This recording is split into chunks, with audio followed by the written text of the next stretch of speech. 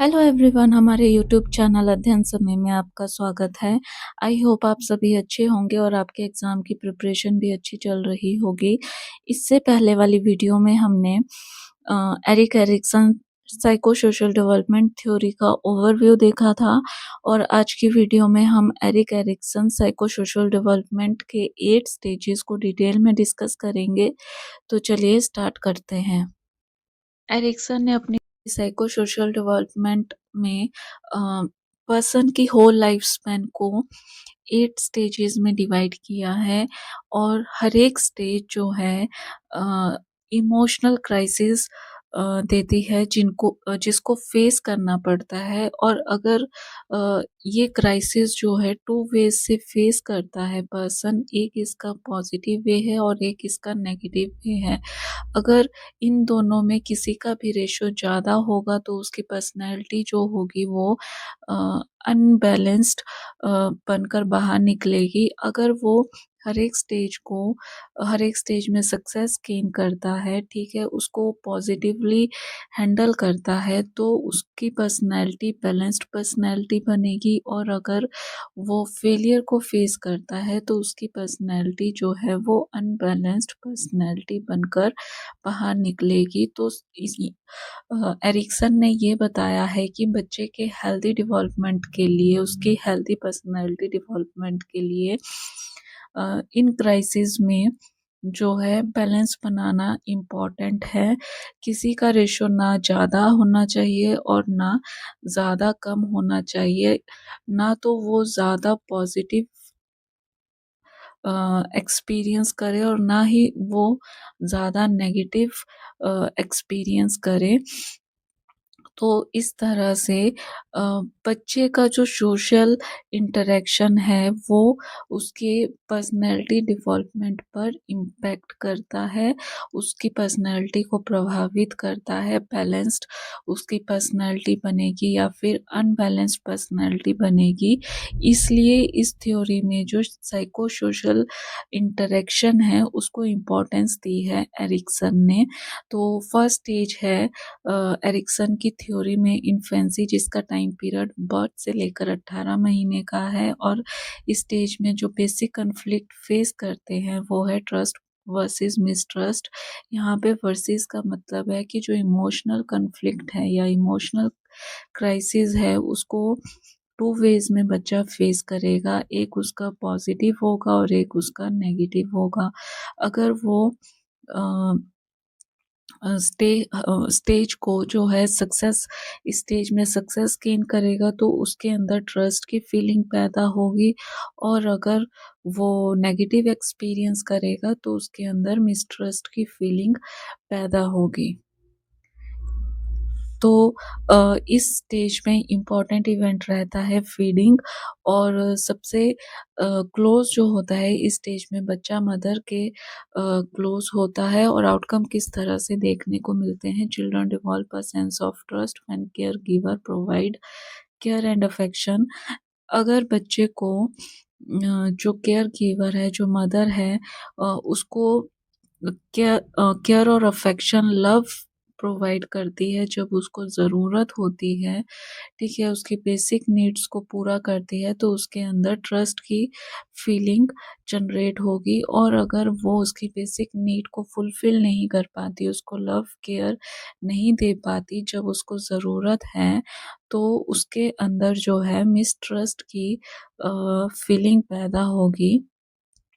तो इस स्टेज में आपने देखा होगा छोटे बच्चे जब रोते हैं तो कई बार उनको अगर वैसा ही रोता हुआ छोड़ देंगे तो बच्चे को जो है मिसट्रस्ट की फीलिंग पैदा होगी कि उसको लगेगा कि मेरे को केयर करने वाला कोई नहीं है, प्यार करने वाला कोई नहीं है। और अगर जब बच्चा रो रहा होता है, उसको उसी टाइम केयर की जाए तो बच्चे में ट्रस्ट की फीलिंग पैदा होगी जिससे उसके अंदर होप की अ जो है होप पैदा होता है। उसको आशा होती है कि अगर मैं किसी प्रॉब्लम में होऊँगा, मतलब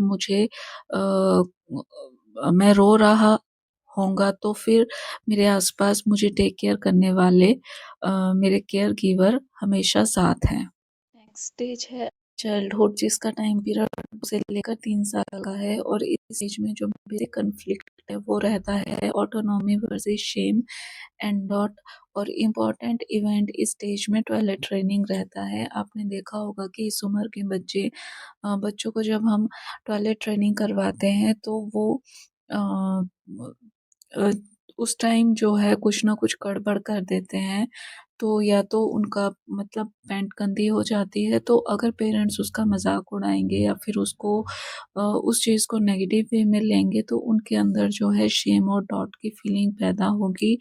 और अगर पेरेंट्स जो है इस स्टेज में पेशेंस रखेंगे कि बच्चा जो है टॉयलेट ट्रेनिंग के दौरान गड़बड़ करता ही है और उस चीज़ को वो पॉजिटिव वे में लेंगे, तो बच्चे में जो है इंडिपेंडेंस की फीलिंग जनरेट होगी, मतलब बच्चे के अंदर ऑटोनॉमी की फीलिंग जनरेट होगी। तो इस तरह से अ, इस स्टेज में आउटकम देखने को मिलते हैं। Children need to develop a sense of personal control over physical skill and a sense of independence. इस स्टेज में बच्चे को ज़रूरत होती है कि वो फिजिकल स्किल्स पर कंट्रोल करना सीखे और साथ में उसके अंदर स्वतंत्रता की फीलिंग भी पैदा हो। Success leads to feeling of autonomy. अगर सक्सेस गेन करता है तो उसके अंदर ऑटोनॉमी की फीलिंग जनरेट होगी। फेलियर फेस करता है तो शेम एंड डाउट की फीलिंग जनरेट होगी, क्योंकि अगर उसका मज़ाक बनाया जाएगा तो उसको ये महसूस होगा कि मैं कुछ भी गड़बड़ करूँगा तो मेरी बेइज़्ती होगी, जिससे उसके अंदर शेम की फीलिंग जनरेट होगी। तो यहाँ पर जो रिलेशन इम्पोर्टेंट रिलेशन जो रहता है वो रहता है पेरेंट्स का। उनको पेशेंस जो है स्टेज में बनाए रखना इम्पोर्टेंट बन जाता है। नेक्स्ट स्टेज है प्री, जिसका टाइम पीरियड 3 साल से लेकर 5 साल के बीच का है। और इस स्टेज में जो बेसिक कॉन्फ्लिक्ट रहता है वो है इनिशिएटिव वर्सेस गिल्ट, मतलब पहल या फिर उसके अंदर हीन भावना पैदा होगी। तो इम्पॉर्टेंट इवेंट इस स्टेज में एक्सप्लोरेशन रहता है। आउटकम किस तरह से देखने को मिलते हैं। Children need to begin asserting control and power over the environment. बच्चा जो है बच्चे को ज़रूरत होती है कि वो अपने आसपास के एनवायरनमेंट को समझे और उस पर कंट्रोल बनाने की कोशिश करे। Success in this stage leads to success sense of purpose. अगर वो स्टेज में सक्सेस गेन करता है तो उसके अंदर पर्पस की सेंस क्रिएट होगी। कोई भी काम वो करेगा तो उसके पीछे कुछ ना कुछ पर्पस रहेगा। और अगर children who try to exert too much power and experience disapproval result in a sense of guilt। और अगर जब बच्चा स्टेज में जो है बहुत ज़्यादा एक्सपीरियंस करेगा और नई चीज़ों को एक्सपीरियंस करेगा और उसके एक्सपीरियंस को डिसअप्रूवल जब मिलेगा तो उसके अंदर जो है गिल्ट की भावना पैदा होगी, हीन भावना उसके अंदर पैदा होगी। तो इस स्टेज में जो इम्पोर्टेंट रिलेशनशिप रहता है बच्चे का वो रहता है फैमिली के साथ, क्योंकि बच्चा अपने आसपास के एनवायरनमेंट को एक्सप्लोर करना शुरू करता है, वो अपने आसपास के एनवायरनमेंट को अडेप्ट करना शुरू करता है। तो वो नई-नई चीज़ें ट्राई करता है, उसके दिमाग में नए-नए आइडियाज़ आते हैं, वो उन आइडियाज़ को अ, एक्सप्लोर करना स्टार्ट करता है। फिर वो क्वेश्चंस पूछता है, तो इस स्टेज में फैमिली का इम्पोर्टेंट रोल ये रहता है कि वो बच्चे के क्वेश्चंस का आंसर्स दें, उसकी क्यूरियोसिटी को शांत करें, ठीक है? तो उसको डाँटने के बजाय जब भी बच्चा क्वेश्चन पूछता है, अगर उसको आप डाँट दोगे, तो वो बच्चा दोबारा से क्वेश्चन नहीं पूछेगा, क्योंकि उसको ये चीज़ फ़ील होगी कि अगर वो क्वेश्चन पूछेगा तो उसको डाँट पड़ेगी, तो जिससे उसके अंदर हीन भावना पैदा होगी। इनिशिएटिव की जगह उसके अंदर गिल्ट की फीलिंग जनरेट होगी। स्टेज है स्कूल एज, जिसका टाइम पीरियड है 6 साल लेकर 11 साल के बीच का। इस स्टेज में बच्चे में इंडस्ट्री वर्सेस इन्फिनिटी इस बेसिक कॉन्फ्लिक्ट को वो फेस करता है। इम्पोर्टेंट इवेंट रहता है स्कूल। जैसे आपको पता है इस उम्र में बच्चा स्कूल जाना शुरू करता है, तो आउटकम किस तरह से देखने को मिलते हैं। Children need to cope new social and academic demands. बच्चे को इस स्टेज में एक तो वो नए सोशल एनवायरनमेंट में जाता है, तो उसको न्यू सोशल एनवायरनमेंट को अडॉप्ट करना होता है और साथ में उसको एकेडमिक डिमांड्स को भी पूरा करना होता है। Success leads to a sense of competence. अगर इस स्टेज में वो सक्सेस गेन करता है तो उसके अंदर कॉम्पिटेंस की फीलिंग जनरेट होगी, यानी कि क्षमता की फीलिंग उसके अंदर पैदा होगी। While failure results in feeling of inferiority. और अगर इस स्टेज में वो फेलियर फेस करता है तो उसके अंदर इन्फियरिटी की फीलिंग जो है वो पैदा होगी, हीनता की भावना उसके अंदर जनरेट होगी। तो अ जैसे आपको मालूम है, जब बच्चा स्कूल जाना शुरू करता है तो सबसे पहले तो वो उसको अ, जब वो एकेडमिक्स में अच्छा करता है तो टीचर उसको मोटिवेट करेगा, तो उसके अंदर जो है और मेहनत करने की फीलिंग जो है वो आती है। मतलब उसके अंदर इंडस्ट्री की फीलिंग आती है कि वो और ज़्यादा बेहतर करे। और अगर बच्चा जो है एकेडमिक परफॉर्मेंस में अच्छा परफॉर्म नहीं कर पाता, तो उसके अंदर इन्फियरिटी की फीलिंग आती है। उसको ये लगता है कि मैं कुछ नहीं कर सकता, तो उस वजह से उसके अंदर हीन भावना पैदा आती है। तो यहाँ पर जो है इम्पोर्टेंट रोल रहता है इस एज में स्कूल का 5th स्टेज है एडोलेसेंस, जिसका टाइम पीरियड 12 साल से लेकर 18 साल के बीच का है। और इस स्टेज में जो बेसिक कॉन्फ्लिक्ट है वो आइडेंटिटी वर्सेस रोल कन्फ्यूज़न रहता है। और इम्पोर्टेंट इवेंट इस स्टेज में सोशल रिलेशनशिप होता है। जैसे आपको पता है, इस एज में बच्चा जो है पीयर ग्रुप्स में रहना स्टार्ट करता है। उसके लिए पीयर ग्रुप्स का जो रिलेशन है, ठीक है, वो इम्पोर्टेंट रहता है, फ्रेंडशिप इम्पोर्टेंट रहती है, लॉयल्टी उसके लिए इम्पोर्टेंट रहती है। तो इस स्टेज में आउटकम किस तरह से देखने को मिलते हैं? Teens need to develop a sense of self and personal identity. इस स्टेज में टीन्स को ज़रूरत होती है कि वो सेल्फ कॉन्सेप्ट को जाने, साथ में वो खुद की आइडेंटिटी को भी पहचाने, खुद की पहचान करे कि उनके अंदर क्या क्वालिटीज़ हैं, क्या वो मतलब लाइफ में कर सकते हैं, क्या उनके अंदर खामियां हैं जिनको उनको इम्प्रूव करना चाहिए। Success leads to an ability to stay true to yourself. अगर इस स्टेज में वो सक्सेस गेन करते हैं तो वो खुद के प्रति अपने लाइफ के प्रति जो है वो सही रहते हैं। मतलब वो अपने लाइफ के साथ कुछ गलत नहीं होने देते, ठीक है, फ्रेंडशिप निभाने के चक्कर में।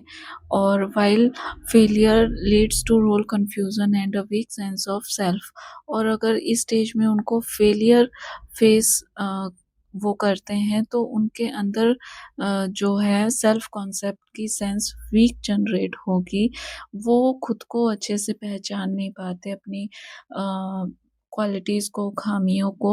तो वो चीज़ उनके अंदर डेवलप नहीं हो पाती, जिससे उनके अंदर रोल कन्फ्यूज़न जनरेट होता है। क्योंकि इस स्टेज में हार्मोनल चेंजेस भी आते हैं, देन फिजिकल चेंजेस जो है आना शुरू हो जाते हैं। तो इस स्टेज के अंदर पीयर ग्रुप्स का रिलेशन उनके लिए इम्पोर्टेंट रहता है।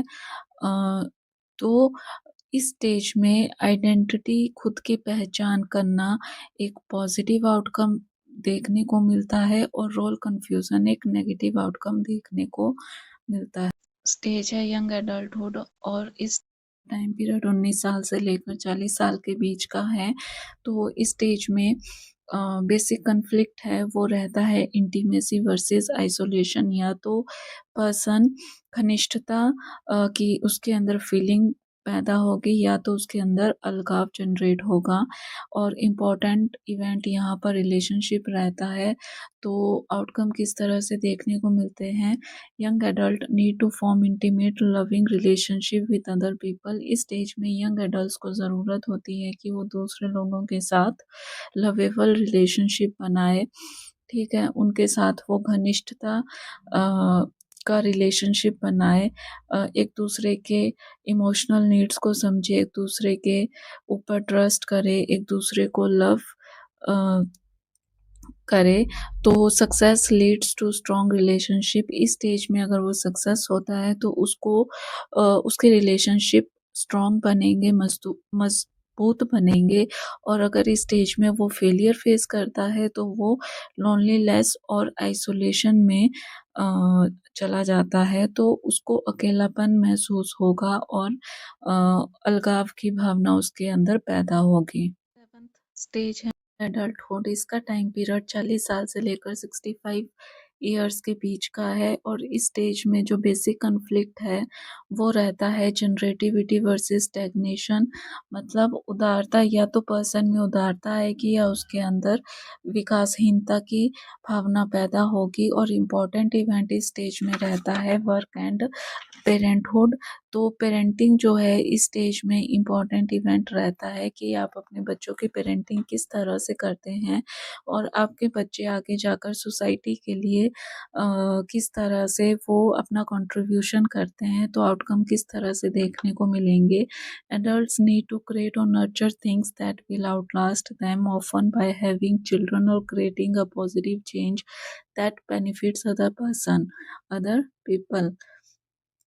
तो एडल्ट्स को ज़रूरत होती है कि वो क्रिएट करे, ठीक है? और साथ में उनका पालन-पोषण करे, जो कि वो बच्चों के रूप में अ, क्रिएट करते हैं, जो कि उनके जाने के बाद भी जो उनके जाने के बाद जो है उनकी आगे की जनरेशन को बढ़ाते हैं। और जो उनके बच्चे हैं वो अ, दूसरों की ज़िंदगी में पॉज़िटिव चेंज ला पाएँ और पेरेंट्स खुद दूसरों की ज़िंदगी में पॉज़िटिव चेंज ला पाएँ। इस स्टेज में ये सबसे इम्पोर्टेंट बात रहती है। और success leads to feeling of usefulness. अगर इस स्टेज में वो सक्सेस गेन करता है तो उसके अंदर जो है यूज़फुलनेस की फीलिंग जनरेट होगी कि मैं जो हूँ सोसाइटी के किसी न किसी काम आया या अपनी फैमिली के लिए किसी न किसी काम आया। तो और while failure results in shallow involvement in the world. और अगर वो फेलियर को फेस करता है तो उनको अपने अंदर कमी की भावना महसूस होती है कि हमारे अंदर कुछ ना कुछ कमी है कि हम दूसरे लोगों के काम नहीं आ पाए या हम सोसाइटी में अपना role play positive role play नहीं कर पाए।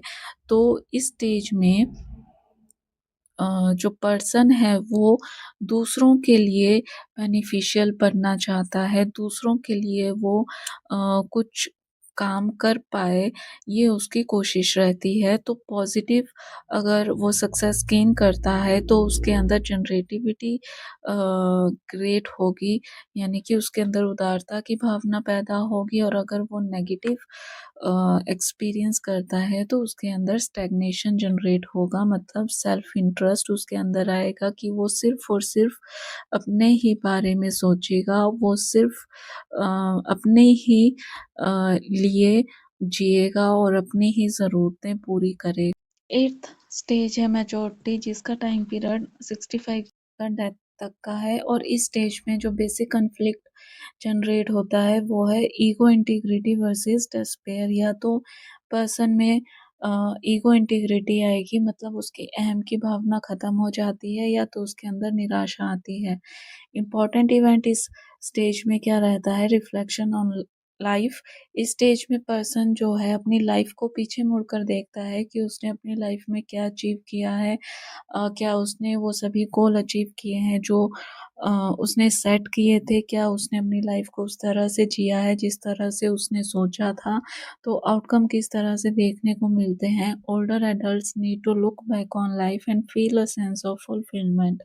तो जो ओल्डर एडल्ट्स हैं, उनको ज़रूरत होती है कि वो अपनी लाइफ़ को पीछे मुड़कर देखें कि उन्होंने अपनी लाइफ़ को किस तरह से स्पेंड किया, क्या वो अपनी लाइफ़ में खुश रहे, तो जिससे उनके अंदर जो है संतुष्टि की भावना पैदा होगी। और success at this stage leads to feeling of wisdom. इस स्टेज में अगर वो सक्सेस गेन करते हैं तो उनके अंदर विज़डम की फीलिंग पैदा होती है। और अगर फेलियर को फेस करते हैं तो उनके अंदर रिग्रेट, बिटरनेस एंड डिस्पेयर, पछतावे की उनके अंदर फीलिंग पैदा होगी। उनके अंदर निराशा पैदा होगी। आज की वीडियो में हमने Erik Erikson psychosocial development theory के 8 स्टेजेस को डिटेल में डिस्कस किया। आई होप आपको मेरा एफर्ट पसंद आए और आपको मेरा कंटेंट भी अच्छा लगे। चैनल को सपोर्ट करने के लिए सब्सक्राइब करें, लाइक करें, शेयर करें और कमेंट करें। नेक्स्ट वीडियो में हम सिगमंड फ्राइड की थ्योरी को डिस्कस करेंगे।